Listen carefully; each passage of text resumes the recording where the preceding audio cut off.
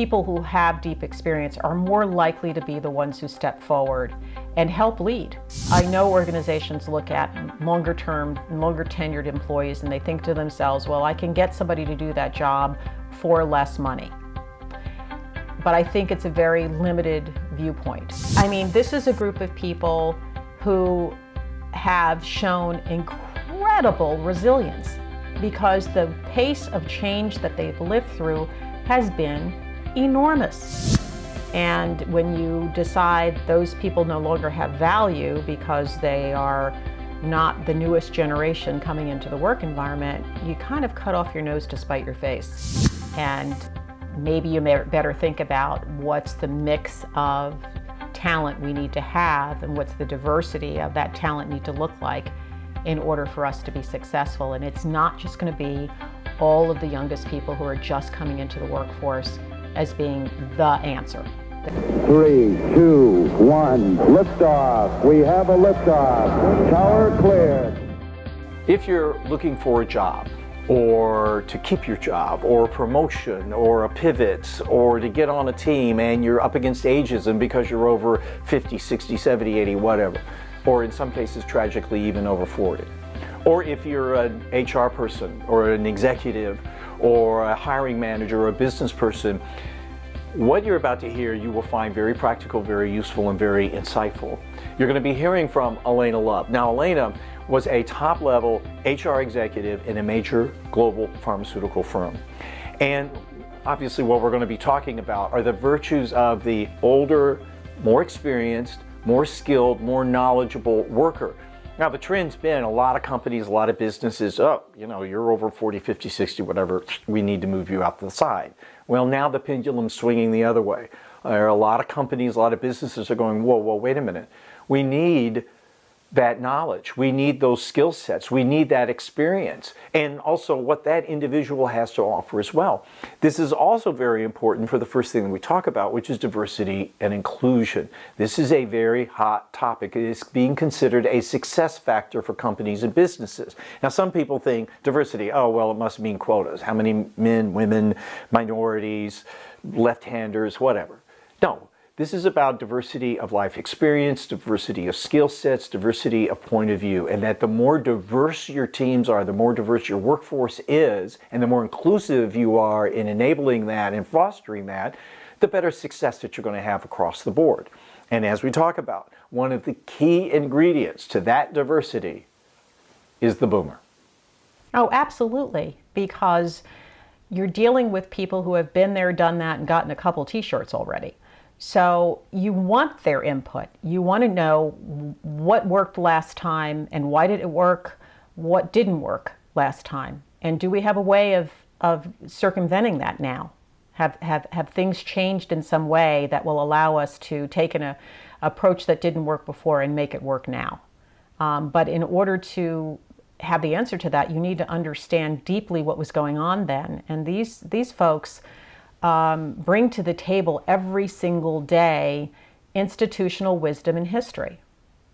And if you think about the levers that an organization has at its disposal for success, there really are only three. I mean, you can slice it and dice it in a million different ways, but if you put it into three buckets, there are three. An organization can leverage what it has in terms of resources, people, infrastructure, the physical plant, leveraging what it has. An organization can leverage what it does. It can produce the best products in its industry. It can deliver the best quality of service in its industry and outstrip its competition in those arenas. Now, those first two, of course, generally require people to make it happen. You know, the first one that I mentioned, leveraging what the organization has, includes, you know, things like physical structures and financial resources and so forth. But the third lever that an organization has at its disposal for success is how it leverages what it knows. In other words, how does the organization leverage the knowledge that it's accumulated? Now, of those three levers, the last one has no line item on the balance sheet. It is the one lever for business success that any CEO that I know worth his or her salt is waking up in the middle of the night and worrying about. What are we doing in our organization to leverage the knowledge that the employees in our organization have gained since joining us? And is there a repository for that knowledge in the organization or not? Because what happens with the knowledge piece is at the end of the day, that knowledge piece leaves your organization. It goes home at night. And you don't know if it's coming back the next day or not. And there's sort of no master brain computer into which every piece of knowledge you've accumulated has been dumped by the end of the day, so that you start with a clean slate the next day. So when you think of the experienced workers in your organization, the experienced employees, the longer tenured folks in your organization, and as a result of the longer tenure, maybe the older individuals working in the organization, what you're talking about is your brain trust, your institutional wisdom and history, the bank that you can go to for knowledge that can't be obtained anywhere else. So I think it's extremely critical that we take, as organizations, a longer term view of what everybody brings to the party, and the diversity of perspective that someone who has 20 years of experience with an organization or an industry versus 5 is going to be significantly different. And when you decide those people no longer have value because they are not the newest generation coming into the work environment, you kind of cut off your nose to spite your face when it comes to one of these important levers for organizational success. You know, I work with lots of different companies and lots of different people in leadership roles. And what I find repeatedly in some of the very top companies that I work with is a deep desire to take their young emerging talent and really, really develop those folks in ways that will allow them to succeed to positions where they're ultimately leading these large multinational, multi-billion-dollar enterprises. And the deal breaker that I see occur over and over again with people who otherwise seem extremely talented is their capacity for reflection, the level of self-awareness that they have, the degree to which they're self-actualized. That seems to be the one thing that is a consistent derailer of success for those individuals. So if I'm thinking about this from, through the lens of an HR executive, part of what I'm going to be thinking about is, how do I change that trend? And I can send people to training programs until the cows come home. And there are many organizations investing significant money in training their teams, training the individuals that they feel have the highest level of likelihood of becoming senior level folks. But training is only one piece of the equation. You need these individuals to have resources outside of that day that they spend in the training program to help them grow and to help them evolve. And very often I find that when these organizations decide that they want to create either mentorship programs or sponsorship programs, they're looking for more experienced individuals in the organization to support this younger talent. And if we have the attitude that, everybody who's over the age of 50 or over the age of 55, or God forbid, if you're in Silicon Valley, over the age of 40, if we have the attitude that those folks are no longer valuable, then I think we are, we're sadly and probably fatally, maybe that's a better word, fatally mistaken. In terms of what will happen to our business going forward. You always need one generation shepherding the next. And while the youngest generation may be the most technologically capable, technologically advanced, because they grew up on it, there is tremendous insight that comes from living through a variety of business cycles, a variety of periods of time, a variety of the degree of evolution, for example, that an organization or company has been through. There are just some things you learn from doing that aren't in the textbooks. I would say, some of the most recent research that we've done, looking at age and looking at capacity for reflection, is pretty significant. There was a study conducted last summer at Monmouth University in their Department of Psychology, and they have sort of a laboratory that's a sort of social self laboratory where they really look at a variety of research that influences the way we construct our vision of who we are. And one of the pieces of work that was most recently done was an assessment of over 4,500 people who had completed an instrument that we've created called the Passion Profiler. And one of the things that that instrument does is measure a person's capacity for reflection and meaning making. Because what we have found in our research is that if you can reflect, if you can make meaning and gain deeper understanding about yourself through your personal life experiences and through your work life experiences, you're much more likely to make decisions and fashion a path forward that is one in which you'll thrive. And if you are not able to engage in reflection, or you don't have a tendency to do that, then a lot of times you find yourself flailing about trying to figure out, what direction should I take? What's the right thing to do? And you often don't learn as much as you can about yourself from the experiences that you have. And what this particular piece of research revealed is that people age 55 and above were actually the most reflective in the entire population of folks that we did research on. And they had, as a result of that reflection, the capacity to make meaning of their experiences and develop understanding of themselves through their experiences beyond individuals in other age groups. Now, you might say, well, gee, that's interesting information, but why is it important?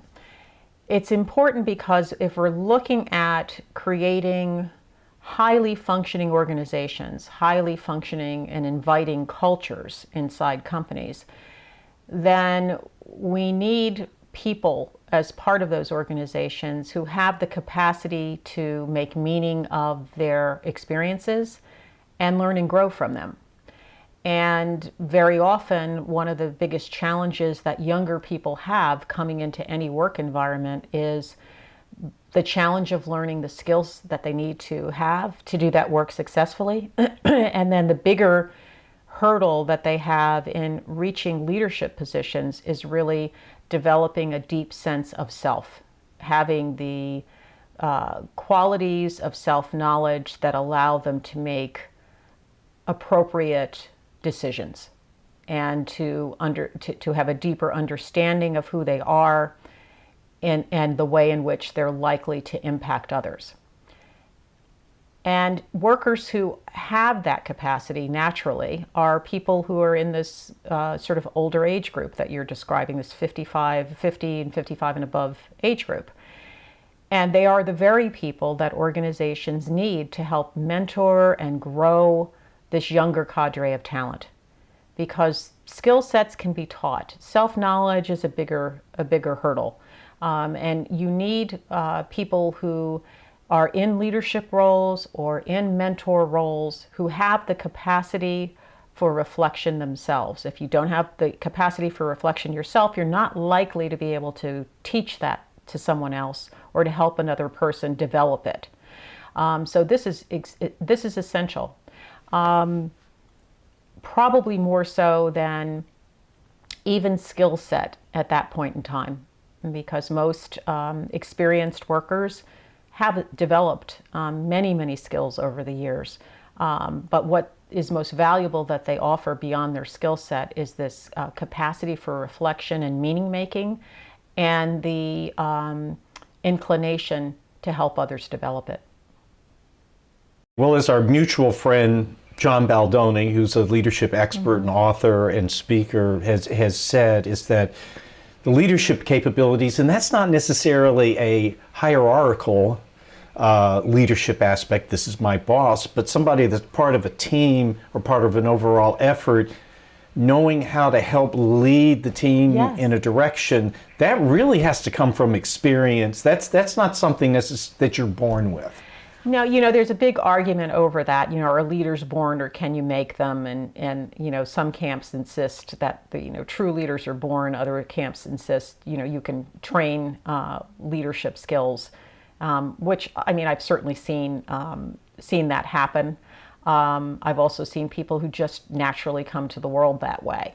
But what is true is that when you've had deep experience with an organization and an industry, you also know what it takes for the industry or the organization to be successful. And people who have deep experience are more likely to be the ones who step forward and help lead, whether or not they are in a technical leadership position with people reporting to them or not.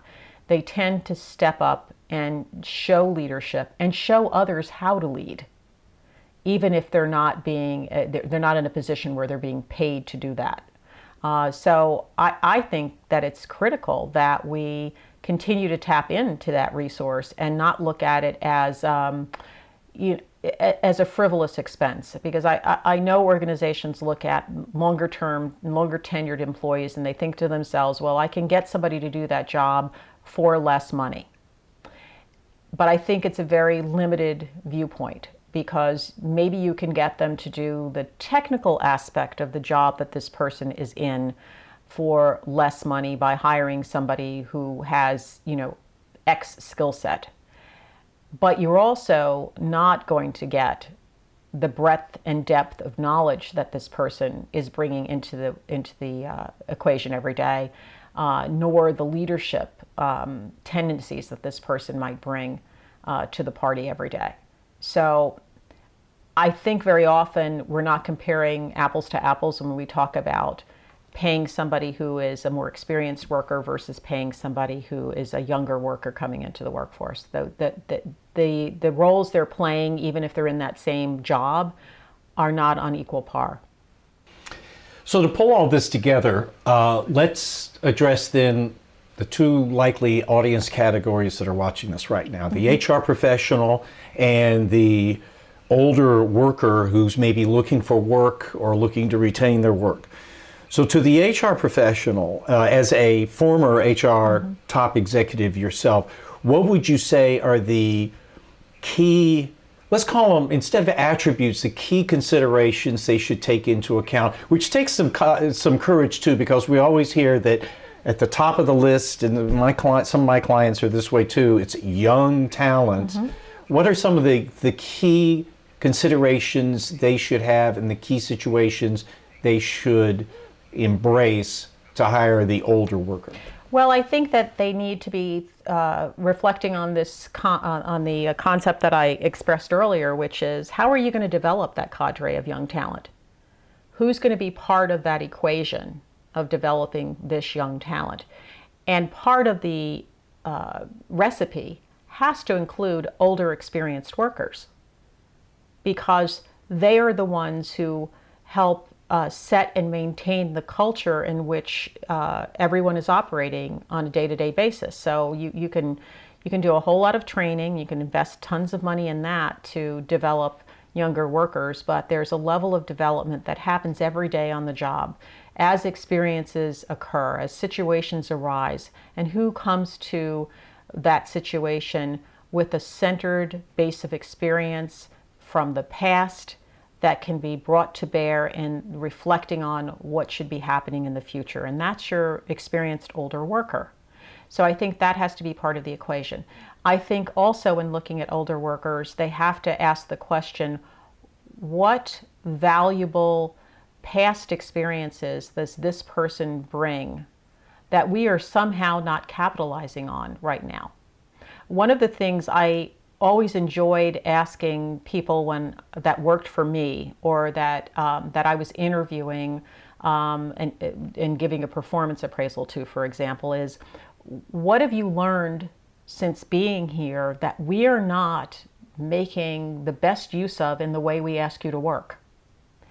And I always learned something. There was always something that person told me that they had developed or experienced, and I would think to myself, gosh, there's 3 projects we could have put you on because you have that insight that we totally missed because we never asked this question. We looked at you based on the role you were in and what that role was supposed to be doing. So I would say that when I look at older workers, there's a whole lot that they have learned and that they have developed and experienced since joining the organization.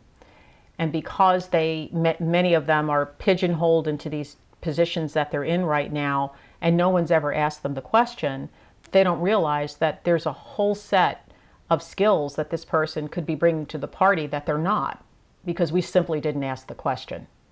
So I think that that's an important thing for HR folks to be considering. And then, ultimately, what are you going to do if you decide as an organization that you no longer need or want older workers as part of your equation for success?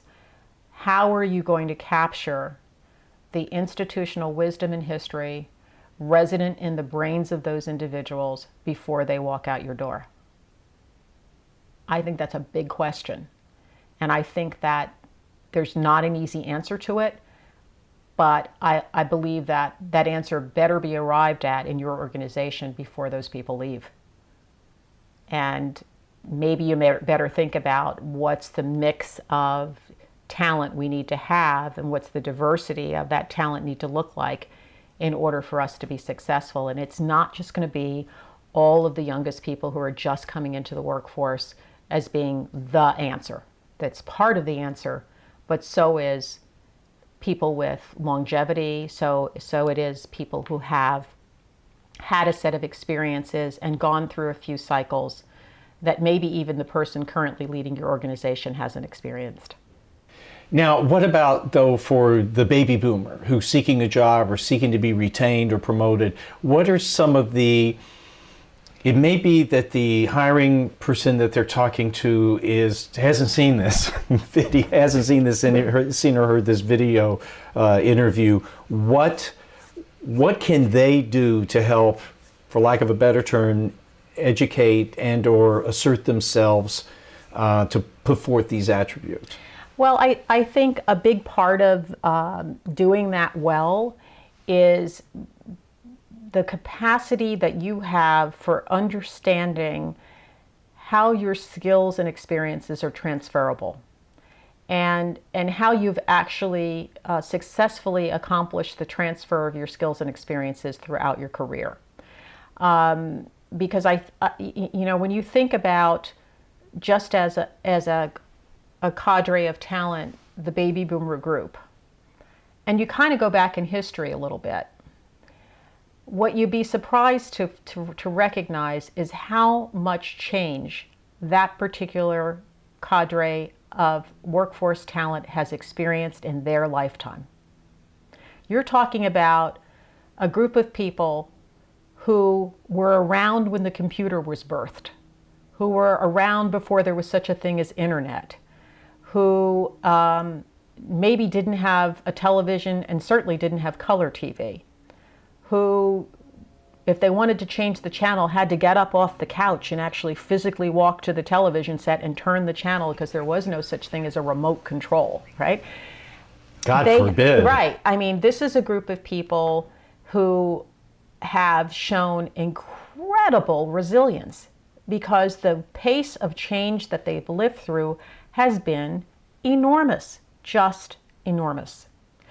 So when I think about that capacity for resilience and the capacity for managing change and learning new things that are very, very different from what you grew up with, I'm kind of impressed by that group as a whole, frankly, because I don't think there's any other group I can point to in the workforce right now that has experienced as much change on every level, technologically, socially, governmentally. I mean, there's just been so much massive change that particular group has weathered, and weathered successfully.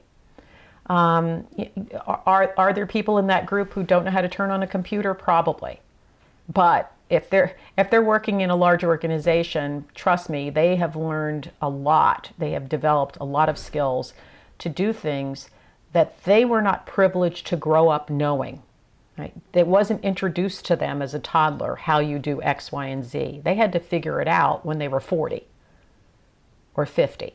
Right? So it's a group that is courageous in a lot of ways, and we've got to give them props for that. There's a lot of courage to say, this is all new stuff, and instead of running away from it because it's new and scary, I'm going to run towards it. I'm going to embrace it. I'm going to learn it, and I'm not going to get left behind. And then I'm going to take what I know and contribute.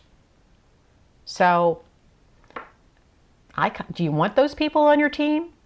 Do you want them to be part of the equation for growing your business to the next level? I kind of think the answer is yes. And at least we forget not every position requires great technological know-how. No. Or with the technological know-how that's necessary, something that can be trained. Oh, absolutely it can be trained. And I don't mean in my answer to imply that this only relates to technological fields at all. Because the change that they've experienced as a cohort hasn't just been technological. I mean, that's been a big part of the change that has happened over the last 30, 40 years. But there have been a whole lot of other social changes and a whole lot of cultural changes in our country and certainly in other countries that this particular group of people has found a way to weather and make the most of, and even capitalize on and take to the next level. So those are folks that I want to have if I'm thinking about my team. These are people I want to have as part of my team. These are people who have gone through things and learned from their experiences. You know, I was talking to someone the other day about favorite interview questions, and one of my favorite interview questions that I would ask folks, and I would really gauge, number one, whether they were willing to answer it in a way that felt truthful to me, and number two, the depth of the answer that they gave me. And I would, when I got down to sort of final selections for potential candidates for a job, I wanted to know something about how they were likely to respond to difficulties. So I would always ask, what's the one thing that you've done or experienced in your life of which you're least proud? And what did you learn about yourself from it? Or what's the most difficult experience that you've had in your life, and what did you learn from it? So one of those two questions. And I've had people tell me things like, gee, Alaina, I it's really hard to answer that. I haven't really gone through anything that I felt was tough or insurmountable. I guess I've been pretty lucky. You know, I've had a great family, and I've had a lot of support from my parents and others, and I guess I've led a pretty charmed life. And while there's a part of me that applauds that feels like, wow, wouldn't it be so great to live that charmed life? Another part of me asks, well, what will this person do when things get really tough? And how will they show up in this organization when we're going through our most trying times? If I ask that question of a baby boomer, 9 times out of 10, 9.9 times out of 10, I'm going to get an answer that is going to give me case in point of, here's the situation, here's what happened, this is what I went through.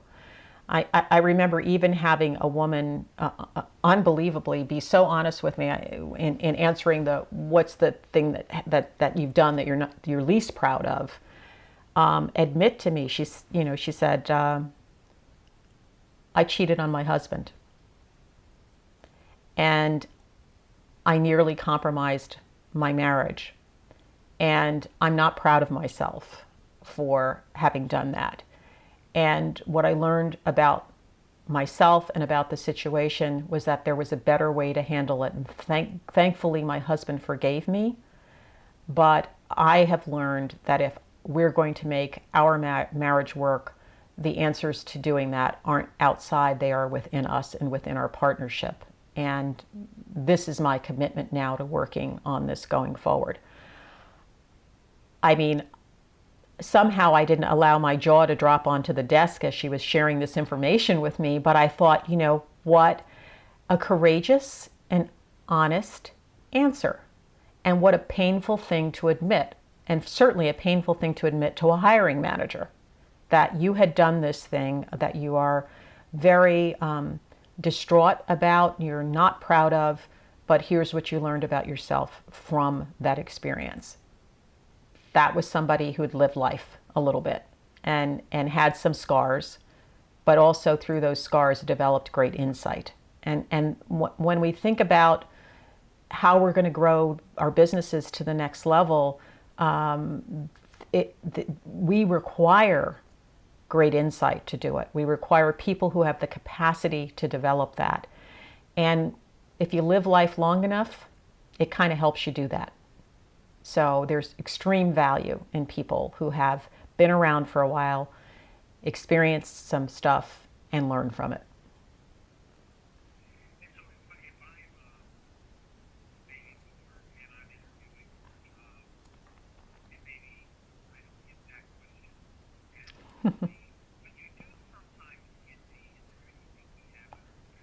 Mm-hmm. Mm-hmm.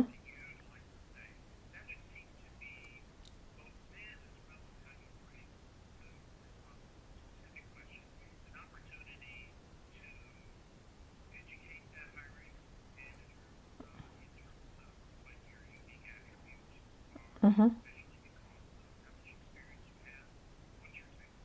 Yeah, I think that's first of all, it's an important question to make the most of when it's asked, and it's asked pretty frequently.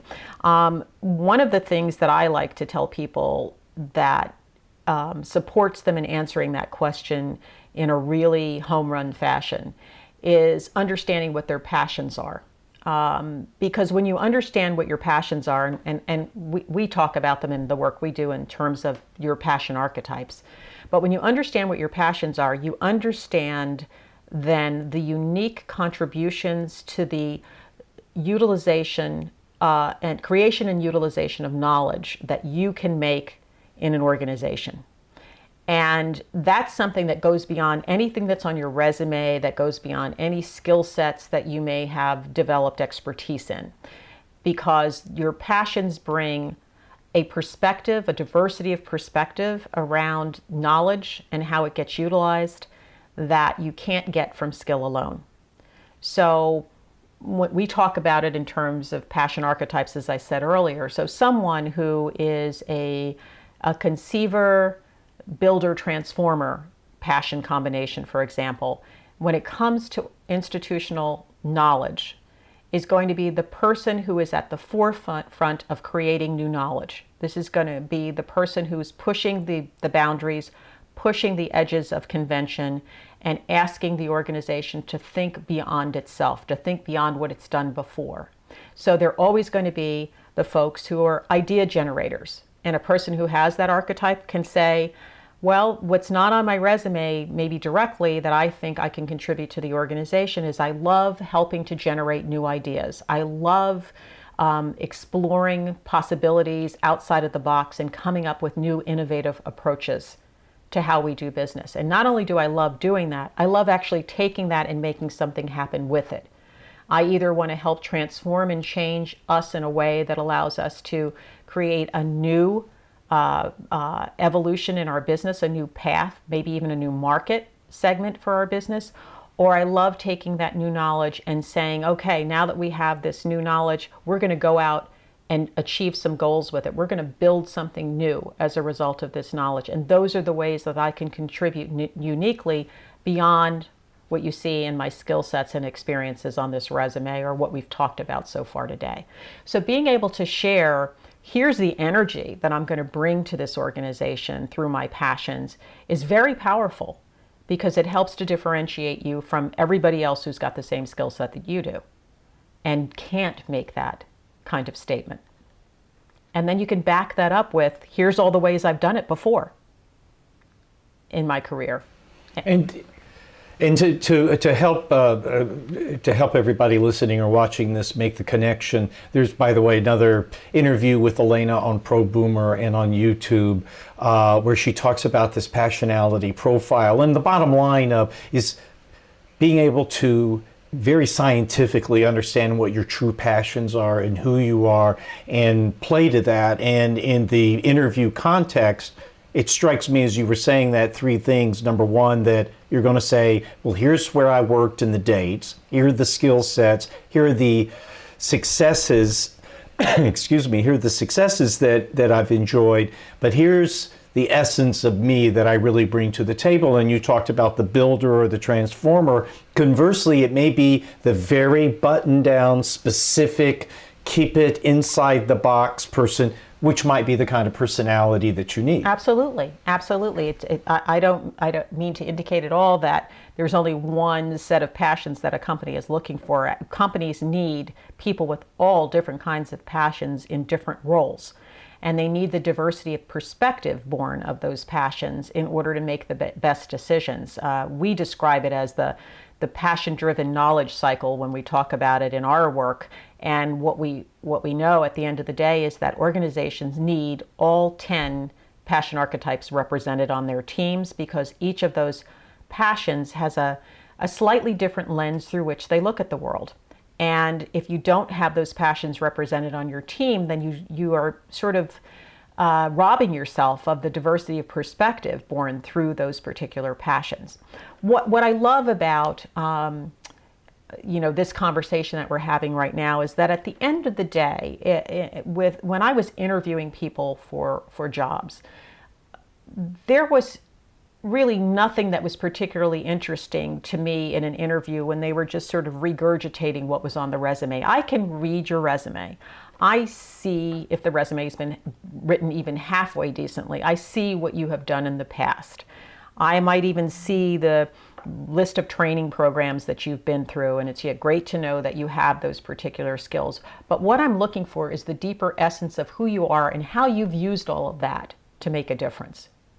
So our longer tenured, more experienced employees have more stories to tell.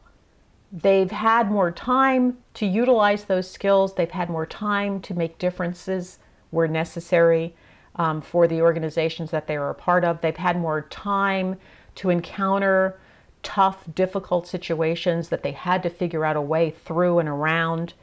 And they've had more time to develop insights about themselves as a result of that. Tell your story. Your story is a phenomenal story.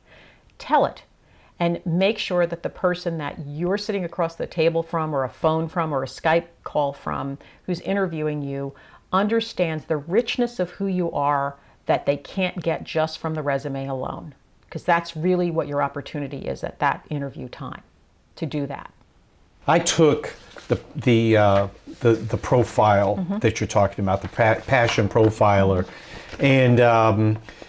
and just very briefly, maybe you could outline what the process is. But the point being that when you know this stuff, when I know that I'm a transformer builder and creator in the different aspects of it, then that arms me, to your point, if I'm in an interview or I'm looking to be promoted and everything and saying, yes, I've done all these things, I've got all these accomplishments, I've achieved all these results. Here's fundamentally who I am, if that aligns what you're looking for, correct? Absolutely. Absolutely. That's what you want to be able to say. I'm armed with that information. You are armed with that information. And it also, in being armed with that information, not only can you communicate to the hiring manager, here's what I bring to the party that's unique. You can also use that information about yourself to assess whether or not you want to apply for position X or position Y. Because part of what's important for you to know is there going to be an outlet for these passions in that role or not?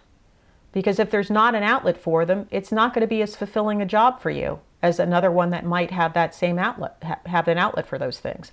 So it arms you with information to make decisions about what you pursue, as well as arming you with information about how you can best present yourself to others who may not know you well.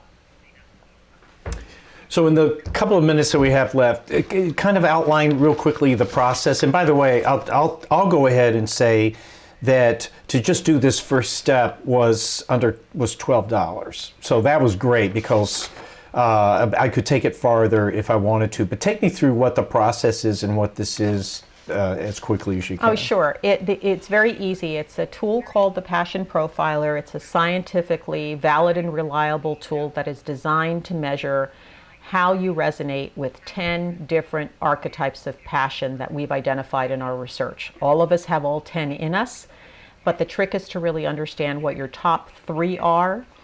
Armed with that information, you can make a myriad decisions that are the best decisions for you. Everything from, am I pursuing the right role, to how do I bring my passions to my job, to how do I use my passions to interface successfully with other people personally and professionally. It's easy to take the tool. We've created a general public website to get access to this tool, which prior to this time was only used in large corporate clients of ours. You can easily log on to mypassionality.com. It's kind of like personality, it's just passionality.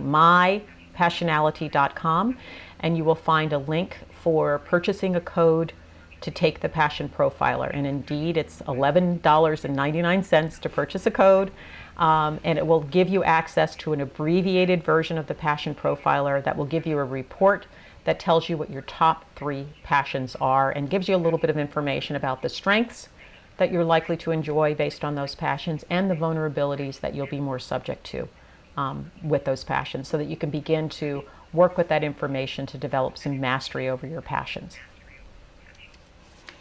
Alaina, great insight. Thank you so much. I know that this will be helpful, and I'll close with one thing that and I can't name the company, but a very well-known, innovative company I know is starting an initiative now to retain their experienced older workers, to keep them from, just as you were mentioning a moment ago, walking out the door. So hopefully situations such as that will create more of a trend and a greater awareness among hiring managers to be thinking about the older worker. I applaud that direction, and I think there are a lot more companies that need to be considering doing the same thing. 2 follow-up points to this. You heard us talking about my passionality and the passion profile. There are a couple of interviews with her on that here on ProBoomer, and I highly recommend that you do it. Just about anything that you're thinking about, and by the way, this is ageless. It's not just people that are baby boomers. This is good for college students or people at any stage in life almost. It's really something worth checking out. It can really help launch you in the right direction. It's a real fundamental, and it's an easy thing to do. The second thing is, back on this topic, would love to hear from you. Would love for you to leave some comments or send an email with any ideas that you have, any thoughts, anything that you think that we ought to look into, or even ideally what your story is. Because we want to keep this discussion growing, and we want to keep growing the community.